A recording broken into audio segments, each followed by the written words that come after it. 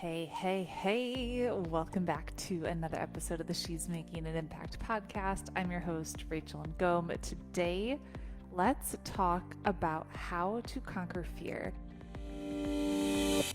So I want you to think about the things that you're afraid of, the things that are holding you back, the things that you're afraid to take action on. What are those things? We all have them.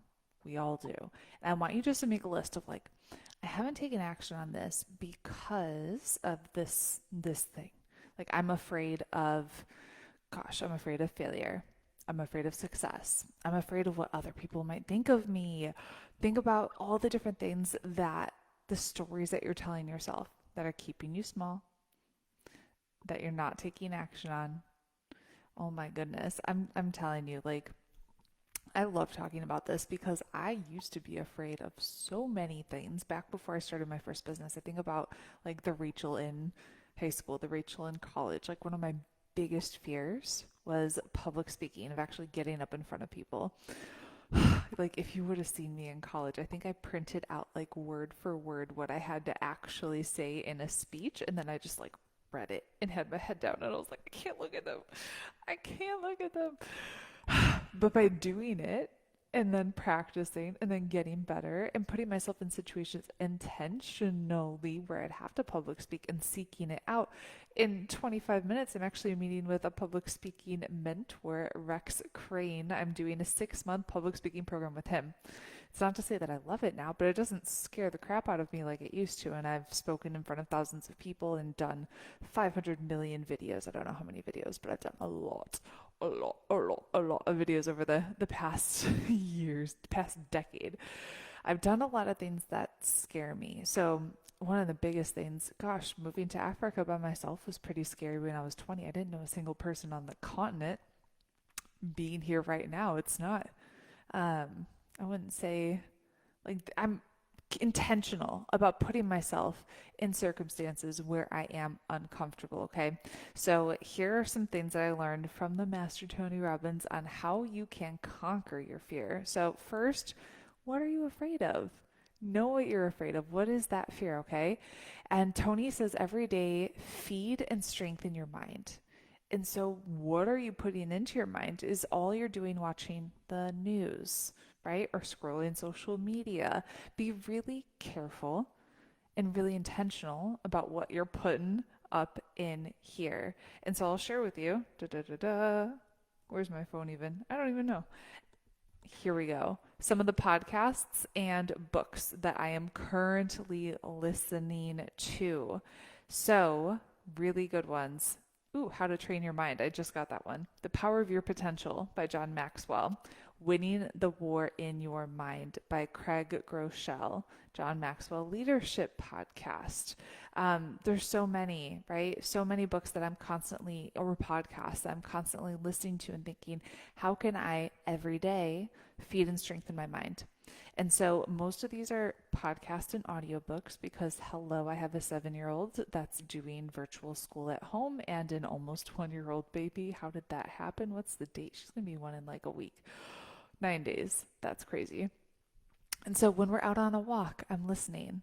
When I'm doing stuff around the house, I'm listening. And I'm constantly thinking, how can I feed and strengthen my mind? I even figured out how to shove my phone up into the window so I can listen to a podcast or an audio while I'm in the shower. It's no extra time out of my day, but every day I'm doing it. So every day feed and strengthen your mind. Every day feed and strengthen your body. How are you taking care of your body? And yes, this has to do with conquering fear. It has to do with everything. Gosh, if you don't take care of this, you're not able to go out and serve the world with your message. And so I want you to think, over the past month, on a scale of 1 to 10, just rate yourself. How are you feeding and strengthening your body? Are you putting good food in? Are you exercising? Are you taking care of yourself? Okay? And so Tony says, don't tolerate excuses because we all have them. This thing here, this brain that you have, it's not designed to make you succeed. It's designed to keep you safe.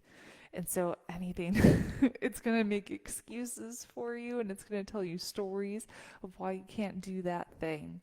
And so I want you to think, how can you push yourself daily? I know whenever I do some kind of like intense workout, I always feel so much better, feel so much stronger, more energy, more clarity. I cannot wait until we get our Peloton here. We're shipping it over from America and I'm so excited for that. Peloton, yes, amazing. Find a great role model. Find a really great role model and in multiple areas that matter to you. So I want you to think, yes, a business coach, essential. Essential. I'm telling you, like you you don't know what you don't know, and you need to have someone that's there, that's like in the trenches with you, that can see your blind spots, that can guide you and show you the journey, because otherwise it's going to take you a million times longer, a lot more headache, a lot more tears, a lot more frustration. You need to be able, like, think about how you can pay for speed in the areas that matter. And so business coach, yes, I hired a parenting expert to help me with some things with our strong-willed child area that matters. I also hired Tanessa Shears, by the way, go check her out. She's amazing with health and up-leveling my health and my energy. So what are the areas that matter? And can you find a great role model in those areas that matter? Because there are some things in your business. You know, I do this when I work with our Activate students, our private clients, and they tell me a story of why they can't take action on a specific thing over the next month. Like, let's say they want to make a certain revenue. They have a goal to make $5,000 over the next month, but they're telling themselves, I can't do it this month. I'll do it next month, or I'll do it the month after that, or when I have more time, or when later, right? Later never ends up happening. And so I'm always pushing our students, like, how can you do it? Like, give me the exact date. Tell me the date of when you're going to be doing this thing and put it on the calendar, because otherwise you're going to be wasting time, precious time that you could be serving other people and making a greater impact in the world. Okay?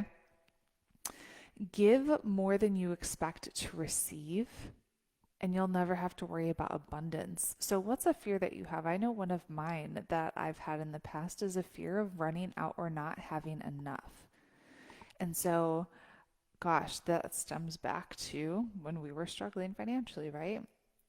So when we were on food stamps, negative $400 in our checking account, I had that fear, underlying fear of like, oh gosh, what if we go back there? What if, what if this happens?